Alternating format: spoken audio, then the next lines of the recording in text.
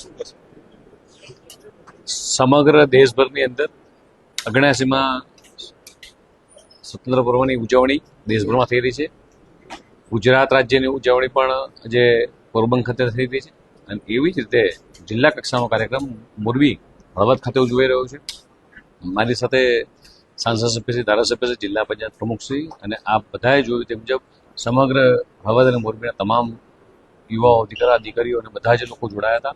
આ પર્વને દેશના યશસ્વી પ્રધાનમંત્રી માનનીય મોદીજીએ લાલ કિલ્લા પરથી જે ભાષણ કર્યું, જે રીતે સર્વાંગી દેશનો વિકાસ થઈ રહ્યો છે, તે જ રીતે ગુજરાતનો જે વિકાસ થઈ રહ્યો છે, આપણે બધાએ જોયું છે કે મોરબીની ઓળખ એક વૈશ્વિક ફલક ઉપર આખી ઓળખ ઊભી થઈ છે. મોરબી માત્ર કૃષિનો જિલ્લો નહીં, પણ સાથે તે ઔદ્યોગિક રીતે પણ મોરબી એ વિકસિત પામ્યો છે.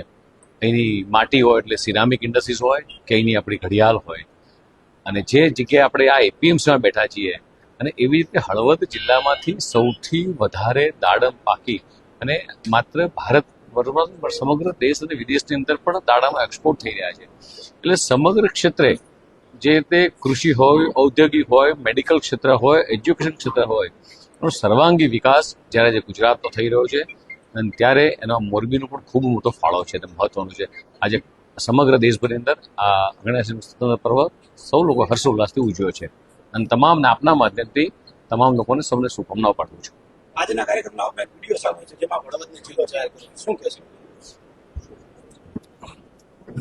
શું કહેશો આજે હળવદ